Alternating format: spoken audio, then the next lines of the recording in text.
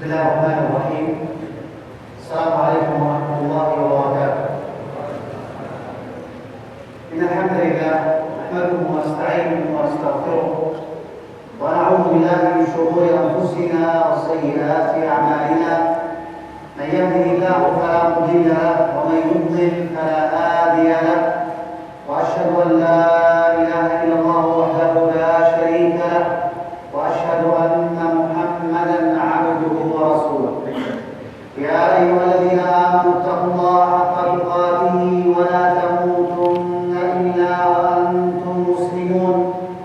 يا أيها الناس اتقوا ربكم الذي خلقكم من نفس واحدة وخلق منها زوجها وبث منهما رجالا كثيرا ونساء، واتقوا الله الذي تساءلون به والأرحام إن الله كان عليكم رقيبا. يا أيها الذين آمنوا اتقوا الله وقولوا قولا سديدا يصلح لكم أعمالكم ويغفر لكم ذنوبكم، ومن يطع الله ورسوله فقد فاز فوزا عظيما. أما بعد، فإن أصدق الكلام كلام الله تعالى، وخير الهدى هدى محمد صلى الله عليه وسلم، وشر الأمور محدثاتها، وكل محدثة بدعة، وكل بدعة ضلالة، وكل ضلالة في النار. أيها الإخوة، نسأل الله سبحانه وتعالى فتح خير هذه الليلة وفتحها وبركتها وهداها، وأحمد الله سبحانه وتعالى أن يسر لنا هذا الاجتماع، حيث أجتمع بكم هنا في جزيرة بالي مع إخواني المسلمين في بيت من بيوت الله سبحانه نتذاكر أمور ديننا، فالحمد لله حمدا كثيرا طيبا. إن الحمد لله نحمده ونستعينه ونستغفره. Beliau memuji Allah Subhanahu wa taala dan menyampaikan salawat untuk Rasulullah sallallahu alaihi wasallam. Kemudian beliau membacakan beberapa ayat terkait dengan anjuran atau perintah untuk bertakwa kepada Allah Subhanahu wa taala. Wahai orang-orang yang beriman, bertakwalah kepada Allah dengan sebenar-benarnya takwa dan jangan kalian mati melainkan dalam keadaan muslim. Beliau mengucapkan sangat bahagia sekali bisa bertemu dengan bapak-bapak dan ibu sekalian di masjid atau di rumah dari Allah ini di Pulau Bali, dan ini adalah satu keberkahan dari Allah Subhanahu wa taala kepada kita, merupakan nikmatnya Allah sudah mengumpulkan kita, dan saya datang dari negeri Arab, datang ke sini untuk bertemu dengan saudara-saudara saya sesama muslim. أيها الإخوة، إن نعم الله سبحانه وتعالى نعم كثيرة لا تحصى، وسأتكلم في هذه المحاضرة عن نعمة من أهم النعم التي أنعم الله سبحانه وتعالى بها علينا، ألا وهي نعمة الوقت ونعمة الزمان. Allah Subhanahu wa taala sudah memberikan kepada kita nikmat yang sangat banyak sekali, dan di antara nikmat yang sangat penting yang perlu kita syukuri adalah nikmat waktu, atau nikmat Allah Subhanahu wa taala berikan kesempatan kepada kita untuk beribadah kepada-Nya. فهذا الوقت الذي وهبنا الله سبحانه وتعالى إياه نستطيع العيش ونستطيع العمل ونستطيع أن نعبد الله سبحانه وتعالى، ولو لم يكن عندنا هذا الوقت لما استطعنا أن نعمل شيئا. Dengan waktu ini kita bisa gunakan untuk hidup, untuk makan, untuk beribadah, dan untuk segala hal yang bisa kita lakukan. Dan ini adalah nikmat besar yang Allah berikan kepada kita. Kalau Allah tidak berikan waktu yang luang kepada kita, maka kita tidak bisa melakukan semuanya. ولأهمية هذه النعمة نجد الله سبحانه وتعالى قد أقسم بها في القرآن في أكثر من موضع، فقال سبحانه: والعصر والفجر والشمس وضحاها وغير ذلك من الأقسام التي أقسم الرب سبحانه وتعالى urgensi dari waktu bisa kita lihat bahwa Allah Subhanahu wa taala banyak sekali bersumpah dengan waktu. Antara lain dalam firman Allah wal asri demi masa. Kemudian wal fajri demi waktu fajar. Wasyamsi wa duhaha demi matahari dan waktu duha. Ini menunjukkan betapa waktu adalah sangat penting karena Allah tidak bersumpah kecuali dengan sesuatu makhluk yang sangat penting. وهذا الوقت أيها الإخوة قسمه الله عز وجل إلى ليل ونهار وبين سبحانه وتعالى أنه هو الذي يقلب الليل والنهار ولو أنه جعلنا اليوم نهارا كله من يأتينا بليل نسكن فيه ولو جعل اليوم كله ليل فمن يأتينا بضياء نعمل فيه هذه منة منه سبحانه وتعالى. Dan di antara nikmat waktu juga Allah Subhanahu wa taala membagi waktu menjadi siang dan malam. Andai waktu itu adalah siang semuanya, siapa yang bisa memberikan malam buat kita yang bisa kita gunakan untuk kita istirahat? Atau kalau seandainya waktu itu malam terus, maka siapa yang akan memberikan kepada kita waktu buat kita untuk beraktivitas atau siang yang terang benderang kita bisa melakukan banyak aktivitas di sana. Ini adalah nikmat besar yang harus kita syukuri. Allah Azza wa Jalla وهبنا هذا الوقت لأجل أن نعبده سبحانه وتعالى حق عبادته فالذي لا يغتنم هذا الوقت في الطاعة والعبادة فهو الخاسر خاسر في الدنيا وخاسر يوم القيامة. Kenapa Allah berikan nikmat yang besar berupa waktu kepada kita adalah agar kita gunakan semua waktu kita untuk beribadah kepada Allah Subhanahu wa taala. Andai waktu itu kita tidak gunakan untuk ibadah, maka kita sudah merugi, bukan hanya rugi di dunia tapi juga rugi di akhirat. وهذا الذي ذكره الله عز وجل في سورة العصر حيث قال والعصر إن الإنسان لفي خسر. أقسم الله عز وجل بهذه النعمة بهذا الوقت الذي تتكون منه حياتنا. لماذا أقسم الله بهذا القسم؟ إن الإنسان لفي خسر. كل الناس في خسارة إلا من اتصف بأربع صفات. Dalam surah Al-Asr Allah Subhanahu wa taala bersumpah demi masa. Demi masa, kenapa? Karena pentingnya waktu buat kita. Orang yang bisa menggunakan waktu dengan sebaik-baiknya, maka dia akan lepas daripada sifat kerugian. Tapi siapa yang tidak bisa menggunakan waktunya, maka dialah yang mendapatkan sifat orang yang merugi. Kecuali orang yang memiliki 4 sifat yang akan disebutkan dalam lanjutan ayat tadi.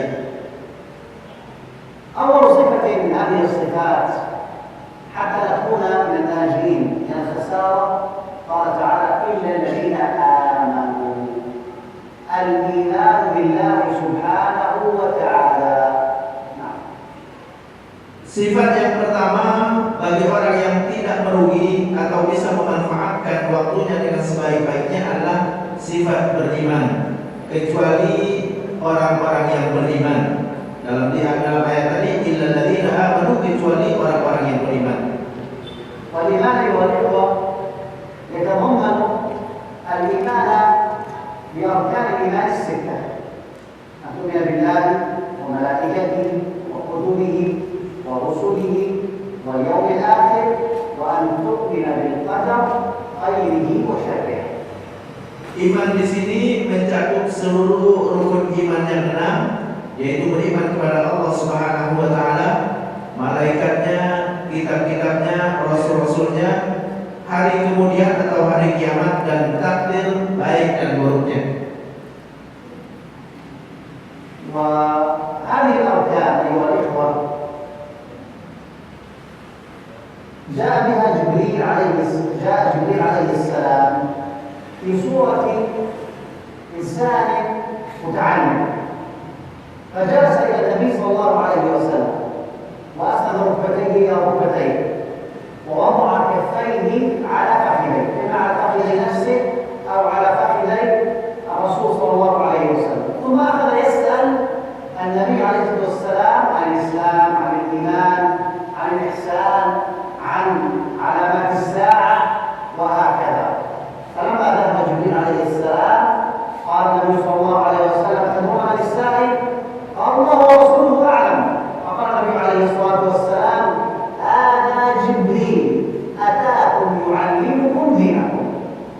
Terkait dengan rukun iman telah disebutkan di dalam sebuah hadis yang panjang di mana malaikat Jibril telah datang kepada Rasulullah SAW dalam bentuk manusia, lalu dia duduk di depan Rasulullah, dia sandarkan kakinya ke kaki Rasulullah dan dia letakkan tangannya di paha Rasulullah atau di pahanya, karena ada beberapa penafsiran terkait dengan meletakkan tangan di sini.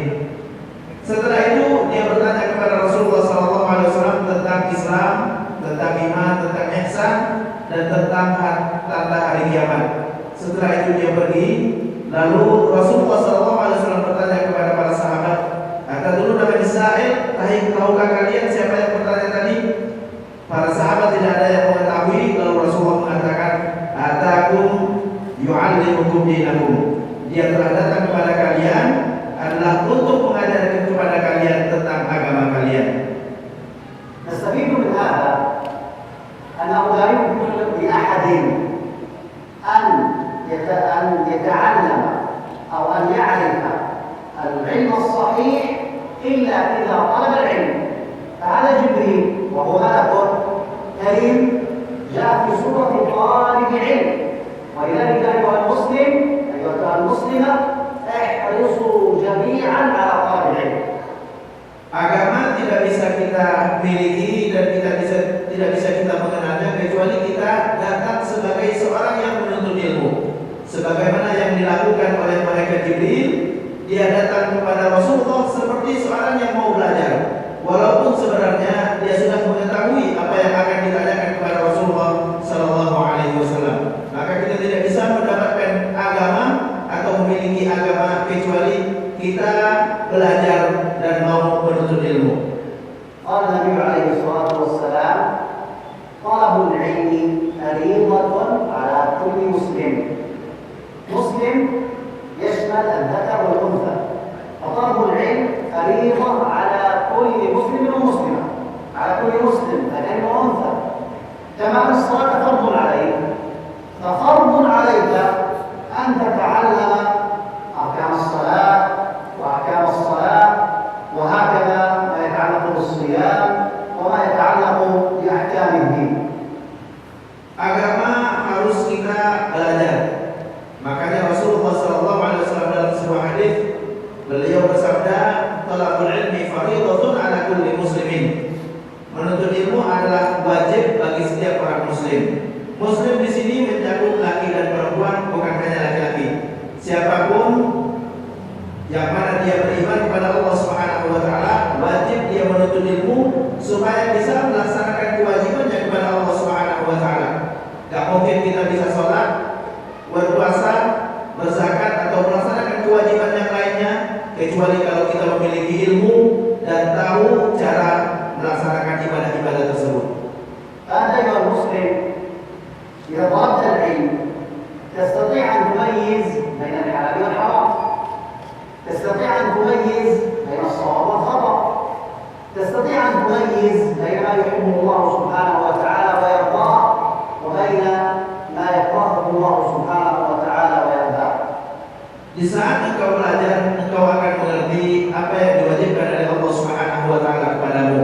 Bagaimana cara beribadah yang benar, apa yang halal dan apa yang haram, apa yang diridhoi Allah ataupun yang tidak, atau apa yang salah dan apa yang benar. Dan kita tidak bisa mengetahui dan membedakan antara yang tadi kecuali kalau kita dasari dengan ilmu pengetahuan yang harus kita belajar. الإنسان بحاجة إلى الطعام والشراب وبحاجة إلى النفس، ولكن حاجته إلى طلب العلم الشرعي أشد من حاجته إلى الطعام والشراب والطعام. Manusia butuh makanan dan minuman. Manusia butuh bernafas. namun kebutuhannya kepada ilmu jauh lebih penting dan lebih urgent daripada itu semua. فإن الله سبحانه وتعالى أرسل الأنبياء والأنبياء لهم أرسل الرسل وبعث الأنبياء وجعل لهم وظيفة. هذه الوظيفة هي أشرف الوظائف وأشرف الأعمال. العمل الذي هي تعليم الناس الدين. Allah Subhanahu wa taala mengutus para nabi dan mengutus para rasul. Kenapa Allah mengutus mereka? Ada tujuannya. Apa tujuannya? Adalah tugas utama mereka adalah mengajarkan kepada manusia tentang agama. وجاء خاتمهم النبي صلى الله عليه وسلم حاملا بهذه المعاني كلها، وقال تعالى: هو الذي بعث في الأميين رسولا منهم يتلو عليهم آياته ويزكيهم ويعلمهم الكتاب والحكمة وإن كانوا من قبل لفي ضلال مبين. Dan penutup dari para nabi itu semua adalah Nabi kita Muhammad sallallahu alaihi wasallam, di mana Allah Subhanahu wa taala mengutus beliau sebagai nabi yang mengajarkan kepada umatnya semua apa yang sudah diajarkan oleh nabi-nabi sebelumnya. الإنسان إذا لم يطلب العلم ولم يتعلم الشرع فهو في ضلال مبين، ولكن إذا جاءه نور الوحي وتعلم كتاب الله وسنة رسوله صلى الله عليه وسلم فإنه يكون مع الصديقين والشهداء والصالحين. Seorang yang tidak belajar maka dia akan berada dalam kesesatan, dan orang yang berada dalam kesesatan maka dia jauh daripada martabat atau tingkatan orang-orang yang saleh. Dan kita menginginkan menjadi orang yang saleh, ma'a syuhada was shalihin, para syuhada dan para shalihin. فأنت أيها المسلم تمتاز بأخلاقك العالية التي لا توجد عند أي بشر على وجه الأرض. لماذا؟ لأنك تتبع ما في كتاب ربك وفي سنة نبيك صلى الله عليه وسلم. Kita sebagai umat Islam berbeda dengan umat yang lainnya, di mana Allah Subhanahu wa taala dan Rasulnya menekankan kepada kita untuk memiliki akhlak. Dan akhlak ini bisa kita dapatkan dari Al-Quran dan Sunnah. Melalui kita memahami Al-Quran dan memahami Sunnah Rasul, maka kita akan menjadi orang yang memiliki budi pekerti yang baik. ولو أن الله عز وجل لم ينزل إلينا الكتاب ولم يبعث إلينا رسوله صلى الله عليه وسلم لكنا شر الأمم. Kalau Allah Subhanahu wa taala tidak turunkan kepada kita Alkitab atau Al-Quran, maka kita akan menjadi umat yang terburuk. وكلما ازددت في طلب العلم وازددت في تعلم القرآن الكريم وكلما ازددت في تعلم سنة النبي صلى الله عليه وسلم والقراءة في سيرته العاطرة فإنك تزداد رفعة وتزداد أخلاقا وتزداد إيمانا وتزداد عملا صالحا. Di saat kita memahami Al-Quran, mendalami isi Al-Quran dan mengenal Sunnah Rasulullah SAW, maka derajat kita akan semakin meningkat dan akhlak kita semakin baik dan kita semakin dicintai Allah Subhanahu wa taala. ونحن نتكلم عن طلب العلم نربطه بالوقت. الوقت هو أنفس ما عني الإنسان بحفظه وأن يستغله فيما ينفعه، ولكن للأسف نرى أن كثيرا من المسلمين يضيعون أوقاتهم فيما لا فائدة فيه ولا نفع يعود عليه. Kita bisa memanfaatkan waktu dengan sebaik-baiknya untuk meningkatkan ibadah kita kepada Allah Subhanahu wa taala. Namun sangat disesalkan, banyak sekali di antara kita atau di antara umat yang melalaikan waktunya dan tidak memanfaatkan dengan sebaik-baiknya, bahkan hilang waktunya, tidak ada faedah sama sekali.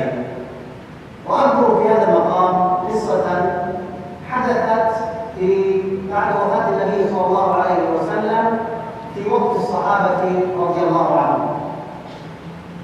Saya akan menyebutkan satu kisah di sini yang terjadi di masa Rasulullah atau di masa para sahabat.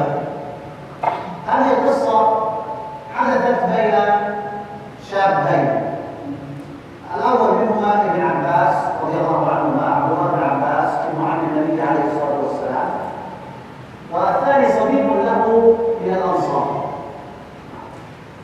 Cerita ini adalah terjadi antara dua orang sahabat, salah satunya adalah Ibnu Abbas, sepupunya Rasulullah SAW, bersama satu lagi salah seorang sahabat dari kaum Ansor.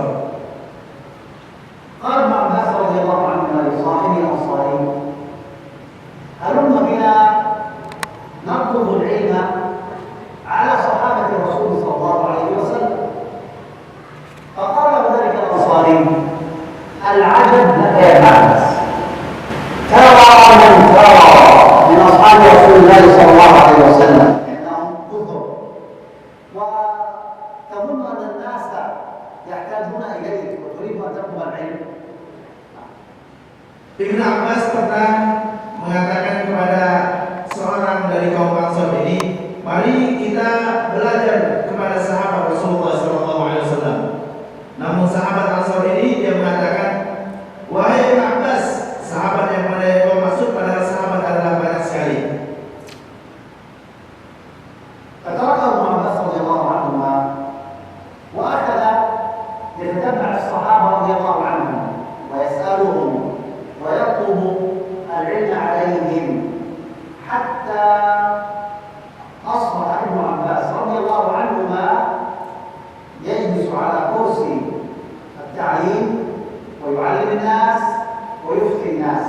أما ذلك الأنصاري فقد ذهب إلى السوق وأخذ يتاجر ويعمل ويجمع المال، ولما رأى ما وصل إليه ابن عباس رضي الله عنهما فقال: لقد كنت أعقل مني يا ابن عباس.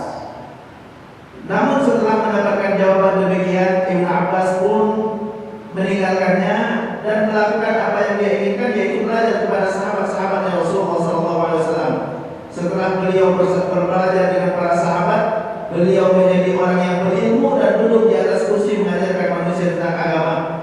Namun sahabat Ansar yang dia ajak untuk belajar tadi, dia sibuk dengan bisnisnya dan dia melihat bagaimana Ibnu Abbas akhirnya menjadi seorang yang alim, dan dia dapat sudah duduk di atas kursi seorang guru, dan dia mengatakan, ya Ibnu Abbas, engkau ternyata lebih berakal daripada saya.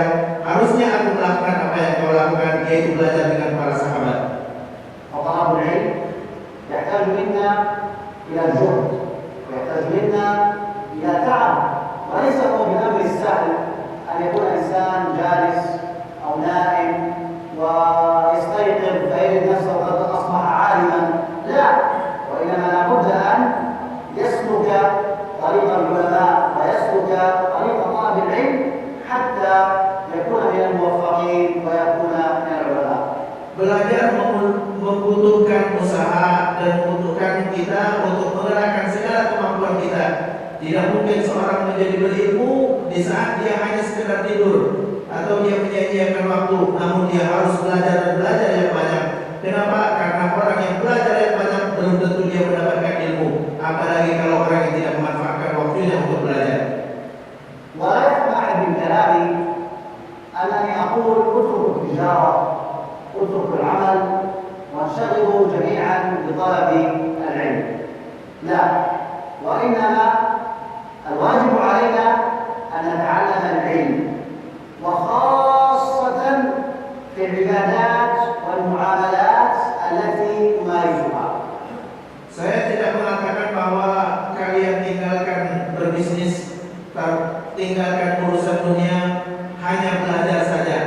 Tapi yang saya inginkan adalah kita belajar, terutama untuk perkara-perkara yang terkait dengan ibadah yang harus kita lakukan. Karena kalau kita tidak belajar, maka kita tidak bisa mengamalkannya. Dan terkait dengan hal-hal yang kita butuhkan dalam muamalah kita, misalnya tentang cara berbisnis dan kemudian cara kita makan dan makanan apa yang dibolehkan, itu perlu kita belajar dan kita tahu. مثلا يكون هناك تاجر يبيع ويشتري، لكنه لا يعرف الحلال والحرام في البيع والشراء،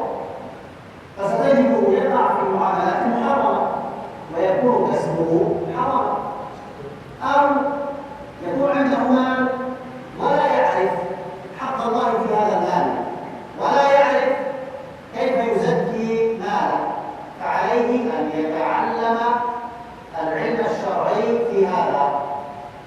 Seorang yang berbisnis misalnya, dia tidak tahu kalau seandainya dia tidak belajar, dia tidak tahu bagaimana cara berbisnis yang sesuai dengan yang diinginkan oleh Islam. Sehingga kalau dia tidak sesuai dengan aturan Islam, maka apa yang dia dapatkan dari harta adalah harta yang haram. Dan dia akan memberi makan keluarganya dengan harta yang haram. Begitu juga di saat dia sudah mendapatkan harta, dia tidak tahu harta itu buat apa. Padahal Allah Subhanahu wa taala sudah menetapkan sebagian daripada rezeki yang kita dapatkan ada hak yang harus kita salurkan kepada orang yang membutuhkan. فإن الله عز وجل سيسألنا عن مالنا من أين اكتسبناه وفيما أنفقناه. هل اكتسبناه من حلال أم من حرام؟ هل أنفقناه فيما يرضي الله أو أنفقناه فيما يغضب الله من إسراف وتبذير ونحو ذلك؟ Allah Subhanahu wa taala di saat memberikan rezeki kepada kita, tidak hanya kita dapatkan rezeki hanya untuk kita syukuri, tapi juga nanti di akhirat kita akan ditanya dari mana kita dapatkan dan kemana kita infakkan. Apakah kita sudah salurkan sesuai dengan apa yang diridhai Allah Subhanahu wa taala? ومن الذي سيكون مستعدا للجواب على هذا السؤال عن ماله من أين اكتسبه وفيما أنفقه؟ لا يكون مستعدا للجواب على هذا السؤال إلا من طلب العلم، إلا من عرف الحلال والحرام في البيع والشراء. Dan tidak ada yang bisa menjawab pertanyaan dari mana kita dapatkan rezeki dan kemana kita nafkahkan kecuali orang yang sudah belajar, yang mengerti bagaimana cara mendapatkan harta yang halal dan kemana dia harus salurkan harta yang dia dapatkan. واعلموا أيها الإخوة أن العلم يرفع الإنسان. قال الله عز وجل: يرفع الله الذين آمنوا منكم والذين أوتوا العلم درجات. هنا جمع بين الذين أوتوا العلم وبين الذين أوتوا الإيمان. لماذا؟ لأنه لا يمكن أن يزيد الإيمان ولا أن يتأتى الإيمان إلا بطلب العلم الشرعي، إلا بتعلم كتاب الله سبحانه وتعلم سنة رسوله صلى الله عليه وسلم. Orang yang berilmu Allah akan mengangkat derajatnya, sebagaimana disebutkan di dalam firman Allah Subhanahu wa taala, yarfa'illahu alladhina amanu minkum walladzina utul ilma darajat. Allah mengangkat derajat orang yang beriman dan orang yang berilmu. Kenapa dua sifat ini disebutkan? Karena iman tidak mungkin bertambah kecuali kita dengan belajar atau menuntut ilmu. Orang yang tidak menuntut ilmu, maka imannya susah untuk bertambah. Dan kita akan semakin bertambah iman kita kalau kita terus dan terus untuk belajar atau mengenal hukum syara. أيها الإخوة، لو قرأ القرآن الكريم كله من أوله إلى آخره لا نجد فيه أن النبي صلى الله عليه وسلم قال: وقل رب زدني مالا. ولا نجد أن النبي صلى الله عليه وسلم قال: وقل رب زدني بيوتا. ولم يقل: وقل رب زدني أولادا ولا زوجات ولا أي شيء من حطام الدنيا الثاني. وإنما طلب النبي صلى الله عليه وسلم في القرآن من ربك عز وجل الازدياد بشيء واحد. ما هو؟ العلم. وقل رب زدني علما.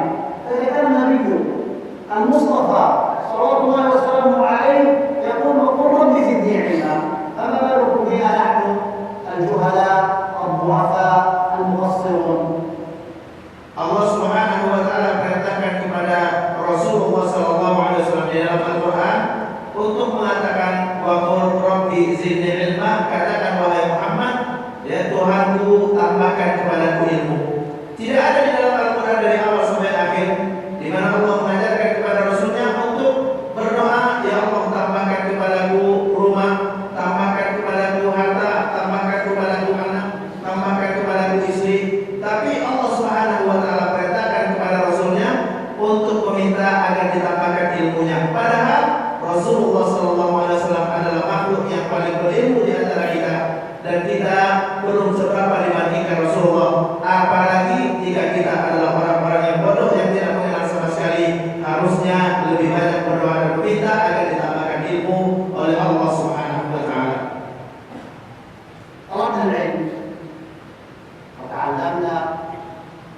عرفنا الحلال من الحرام، وعرفنا الواجب من المندوب، والحرام من المكروه، وعرفنا المباحات. ما الواجب علينا بعد ذلك؟ الواجب علينا أن نعمل بهذا العلم، أن نطبق هذا العلم. ولذلك جاء في كثير من الآيات في القرآن الكريم إلى الذين آمنوا وعملوا الصالحات. فلا بد من عمل الصالحات أيها الإخوة. Setelah kita belajar, kita mengenal yang wajib, yang haram, yang makruh, yang mubah, atau yang halal daripada makanan, atau yang haram, atau dari cara berbisnis yang benar atau yang salah. Apa yang harus kita lakukan setelah itu? Ada kewajiban yang kedua yang Allah sebutkan di dalam surah Al-Asr, yaitu illal ladzina amanu wa 'amilus shalihat, dan beramal saleh. Ilmu yang kita dapatkan adalah harus kita amalkan supaya memberikan berkah pada hidup kita. وإذا عملت الصالحات تعلمت العلم الصحيح، وعملت الصالحات فإنك تكون بذلك قد كملت نفسك. Jika kita sudah beramal soleh, mengamalkan ilmu yang kita dapatkan, maka kita sudah menyempurnakan diri kita. والإسلام دين الجماعة ليس دين الفرد، ولذلك لا بد إذا كملت نفسك أن تكمل غيرك، وأن تتواصى بالحق، وأن تدعو إخوانك المسلمين إلى ما أعطاك الله سبحانه وتعالى من علم ووفقك للعمل الصالح. Di saat kita sudah beriman, kita sudah belajar, kita sudah mengamalkan, tidak cukup kita dengan hidup benar sendiri, tapi kita juga harus mengajak orang lain. Kenapa? Karena Islam adalah agama jamaah, agama yang tidak cukup dengan kita berbuat baik sendiri, tapi kita harus mengajak orang di sekitarnya. Ilmu yang kita miliki harus kita sebarkan, dan kita harus mengajak orang lain juga beramal saleh seperti yang kita lakukan.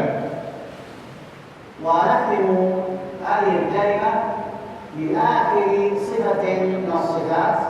الصفة الأولى الإيمان، والإيمان لا بد فيه من العلم الشرعي. الصفة الثانية العمل الصالح. الصفة الثالثة أن تدعو غيرك إلى الحق الذي أعطاك الله سبحانه وتعالى إياه. الصفة الرابعة الصبر. نعم. Setelah kita beriman dan beramal soleh, sifat yang ketiga untuk kita menjadi orang yang tidak merugi di dalam waktu kita adalah kita hendaknya mengajak orang lain dengan kebenaran. Atau di dalam surah Al-Asr disebutkan wa tawassaw bil haq, mengajak orang lain atau selalu berwasiat dengan kebenaran. Dan sifat yang keempat adalah kita mengajak orang untuk selalu bersabar. والصبر أيها الإخوة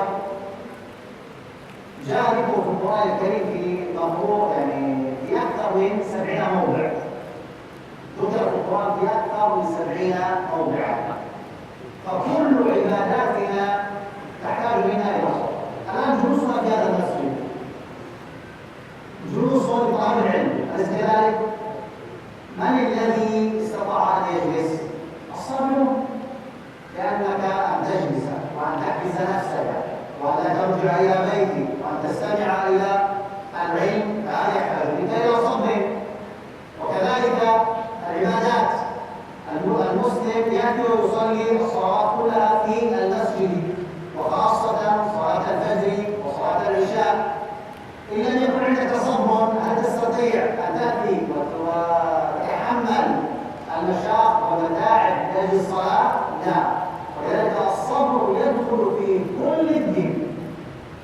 Kenapa Allah Subhanahu wa taala tegaskan sifat yang keempat adalah selalu berwasiat dengan kesabaran, karena sabar adalah kunci kita bisa menjalani hidup di dunia dalam semua aktivitas kita.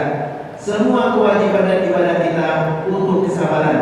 Tidak ada orang yang menjalankan sholat dalam tepat waktu atau menjalankan sholat berjamaah datang ke masjid melainkan karena kesabaran, karena dia memiliki sifat kesabaran. Begitu juga kita datang di sini untuk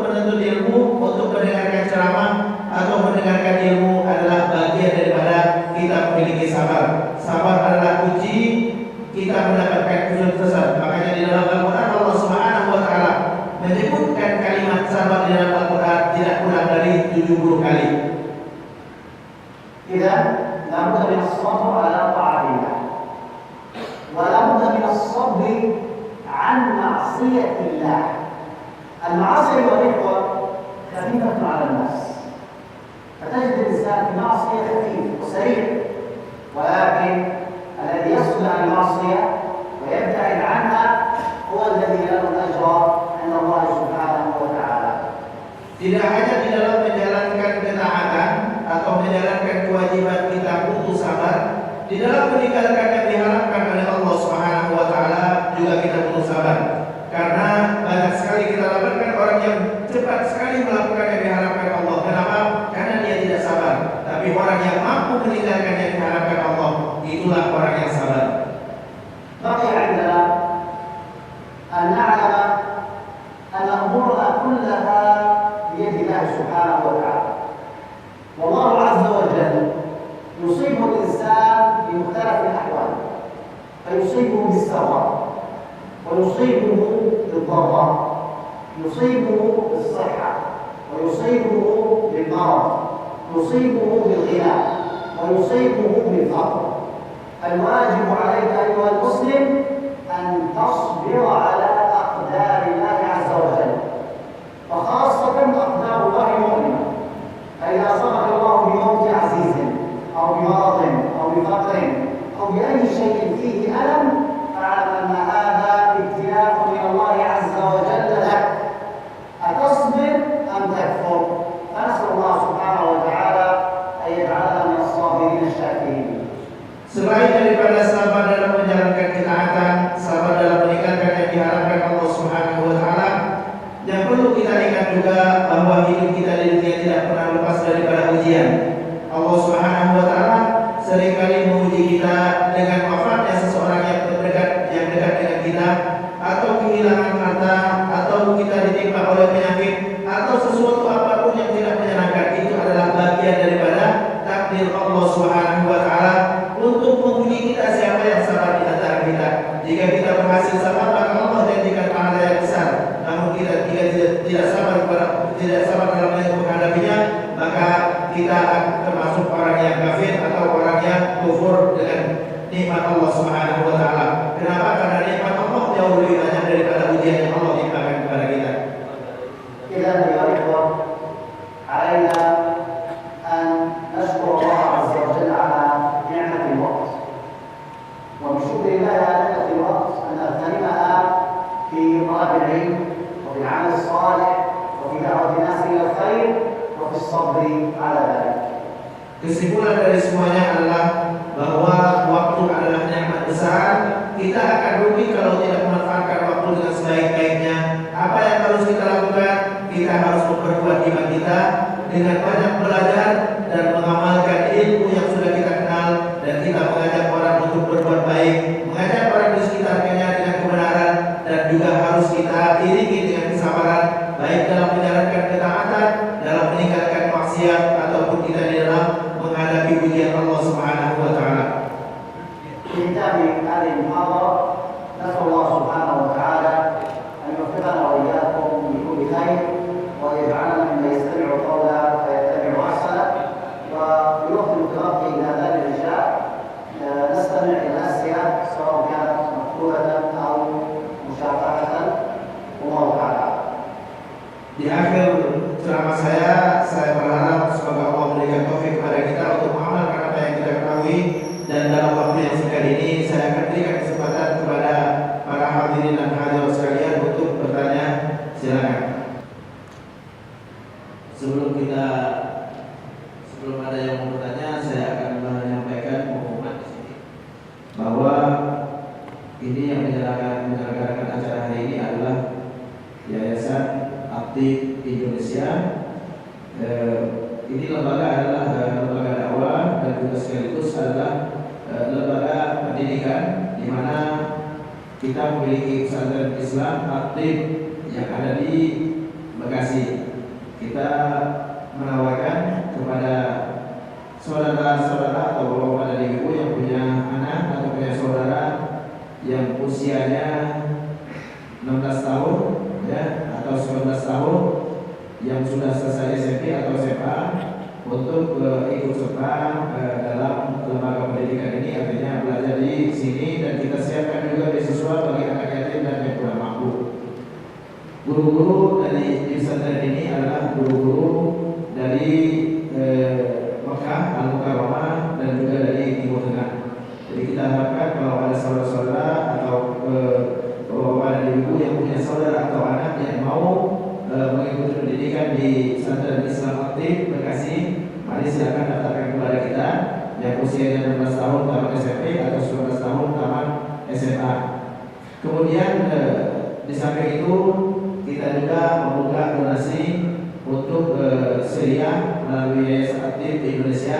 Silakan bapak-bapak dan ibu yang mau menyalurkan, silakan melalui yayasan kami, yaitu Yayasan Aktif Indonesia. Demikian ini pengumuman dari kami. Silakan kalau ada yang mau bertanya. Alhamdulillah, sallallahu alaihi wasallam. Ayuha al-ikhwah, هذا سؤال جيد، ولابد أن يسأل الإنسان عن مسائل الدين ولا يستحيل السؤال عن مسائل الدين. أما هذا الدعاء اللهم إني أسألك علما نافعا ورزقا واسعا وعملا متقبلا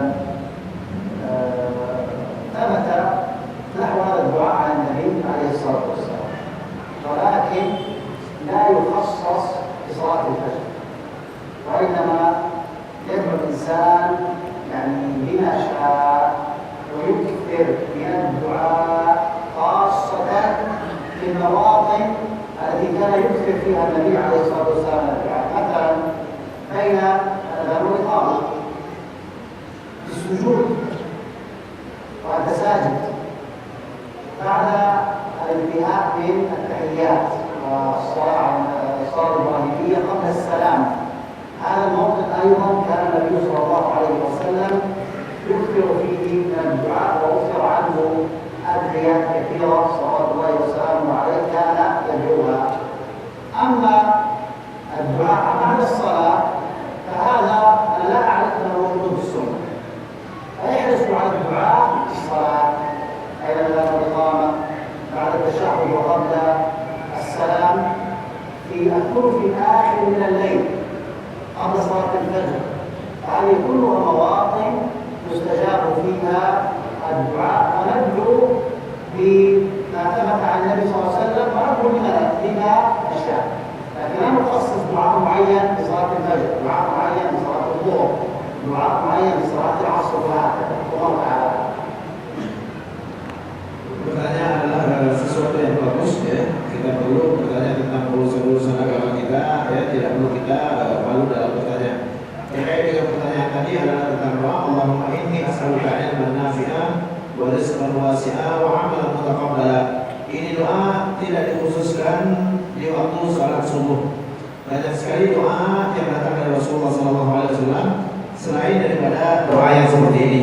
Boleh kita baca di waktu yang manapun, kapanpun boleh kita baca, dan kita lebih-lebih membacanya di waktu-waktu yang ijabah, waktu mustajab, yaitu antara lain antara azan dengan qomat, ya, antara azan dengan qomat, di waktu kita sujud, ya, ini apa yakun bain abdi wa rabbi as-sujud. Banyak-banyak kita berdoa di saat sujud. Setelah kita membaca tahiyat, itu adalah waktu yang mustajab kita berdoa. Di sepertiga malam yang terakhir juga dianjurkan kita membaca doa yang banyak, dan banyak lagi waktu-waktu yang lain yang kita dianjurkan untuk memperbanyak doa. Boleh kita membaca doa yang sudah datang dari Rasulullah SAW, boleh yang tidak datang dari Rasulullah. Kenapa? Karena kita dianjurkan untuk memperbanyak doa. Minta apa saja yang boleh kita, yang bisa kita minta kepada Allah Subhanahu Wa Taala. Yang tidak boleh adalah kita minta sesuatu yang mustahil, yang tak mungkin Allah kabulkan kepada kita. Tapi kalau kita meminta sesuatu yang bisa diminta oleh semua orang, maka kita boleh kita minta, walaupun itu tidak ada dari Rasulullah SAW. Dan kita dianjurkan untuk berdoa di saat kita di dalam sholat. Itu lebih utama ketimbang kalau kita berdoa setelah sholat, karena tidak ada hadis yang menyebutkan Rasulullah